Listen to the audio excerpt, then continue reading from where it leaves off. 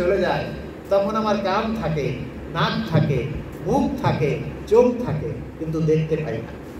কেন দেখতে পাই না? আমার ভেতরের যেই প্রাণ শক্তি ছিল, সেই শক্তি আর আমার ভেতরে নেই। আমার ভেতরে শোনার যে শক্তি ছিল, শ্রবণ শক্তি, সেই শক্তি বেরিয়ে গেছে। সেই জন্য কান আছে, কিন্তু আমি শুনতে পাই না। মুখ আছে, আমি কথা বলতে পারি না।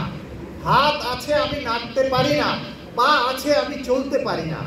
তার মানে হচ্ছে, অর্জুন, তোমার ভেতরে যে শক্তির বলে তুমি শক্তিমান, অর্জুনকে বলছেন। অর্জুন তো অনেক শক্তিশালী, গণ্ডিতধারী। তোমার যে শক্তি, সেই শক্তি তুমি নও, ওই শক্তি হচ্ছে আমি, বিভূতিযোগ। তোমার ভেতরে যে শক্তি, সেই শক্তি তুমি না, ওই শক্তির ভিতরে আমি লুকায়িত। ব্রিলিয়ান্ট একটি ছেলে ভালো রেজাল্ট করেছে, তাকে দেখতে যাই, তাকে শ্রদ্ধা করি, পুরস্কার দেই, কিন্তু মনে মনে ভাবতে হবে ওই ব্রিলিয়ান্ট ছেলেটার ভেতরে যে শক্তি বিদ্যমান, সেই শক্তি ওর নয়, সেই শক্তি ঐশ্বরিক শক্তি। এই হচ্ছে ঈশ্বর দর্শন। ঈশ্বর দর্শন এমন নয় যে একজন মানুষ আকারে, একজন সাধুর বেশে, একজন গোপালের বেশে, অথবা একজন নারায়ণের বেশে আমার সামনে এসে দাঁড়াবে, তা নয়। আপনার ভেতরে ঈশ্বর দর্শন হবে, যিনি আত্মাতেই তৃপ্ত, যিনি আত্মাতেই পরিতৃপ্ত, আত্মাতেই সুখ অনুভব করেন, তিনি প্রকৃতভাবে আমাকে জানেন। এই আত্মাতে সুখ কি? সব শক্তি আত্মার ভেতরে রয়েছে। যেদিন আত্মা বের হয়ে যাবে, সেদিন আর আমার সেই দর্শনীয় শক্তি থাকবে না, বোঝার শক্তি থাকবে না, শোনার শক্তি থাকবে না। তার মানে আত্মার ভেতরে যে শক্তি রয়েছে, সেই শক্তি হচ্ছে ব্রহ্ম শক্তি। এই ব্রহ্ম শক্তিকে যদি জাগিয়ে তোলা যায়, তখন আমি নিজে পরম ব্রহ্মের সাথে একীভূত হয়ে যেতে পারবো। আমি কি করছি? আত্মাকে দেহ ভেবে নিয়েছি। আমার পার্থক্যটি কোথায়? আমি আত্মাকে দেহের সাথে সংযুক্ত করে ফেলেছি, আর তাই ভাবছি যে মানুষ মরে গেলে কিছুই থাকে না। আমি ভাবি না দেহ এবং আত্মা আলাদা। আমি ভাবি না একজন মানুষের দুই রকমের খাবারের দরকার, একটি দেহের খাবার, আরেকটি হচ্ছে আত্মার খাবার। ছেলে মেয়েকে খাবার দিতে দিতে হাতি বাড়িয়ে ফেলেছি, কিন্তু হৃদয়ের বা আত্মার খাবার আমার দেয়া হয়নি। দেখবেন বাচ্চা অনেক বড় হয়েছে, 7 ফিট লম্বা, কিন্তু কিছু যখন জিজ্ঞেস করবেন, তখন দেখবেন কথাবার্তা এলোমেলো, বডির সাথে তার কথাবার্তার কোনো মিল নেই। বাবা মা বলে যে ও দেখতে এরকম, কিন্তু ওর বয়স কম, সেই জন্য কথাবার্তা এলোমেলো হয়ে যাচ্ছে। বিষয়টি সেরকম নয়। আপনি দেহের খাবার দিয়েছেন, কিন্তু আত্মার খাবার দেওয়া হয়নি, যে কারণে তার একই আকারে আত্মা বৃদ্ধি পায়নি, দেহ খানা বৃদ্ধি পেয়েছে।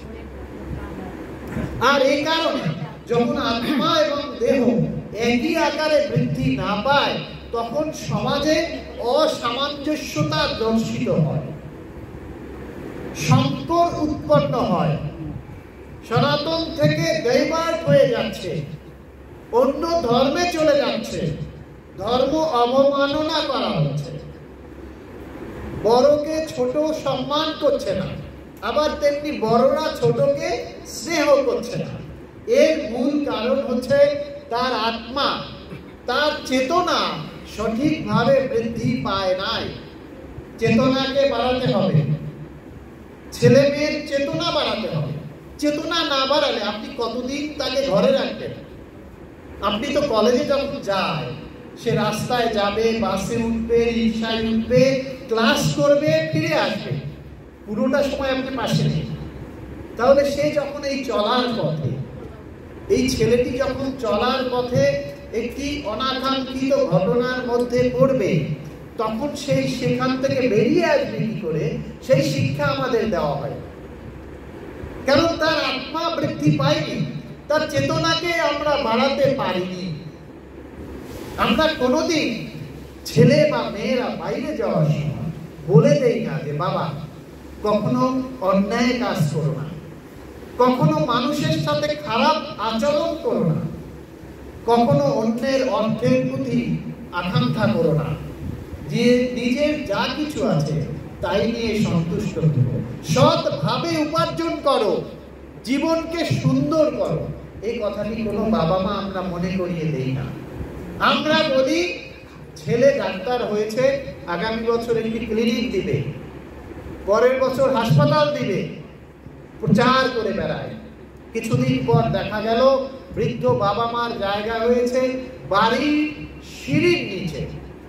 গত এক সপ্তাহ আগের ঘটনা, উত্তরবঙ্গের কোন এক এরিয়াতে হিন্দু ধর্মের এক মাকে রাস্তায় ফেলে গেছে, আর সেনাবাহিনীর লোকজন ঘরে দিয়ে আসছে।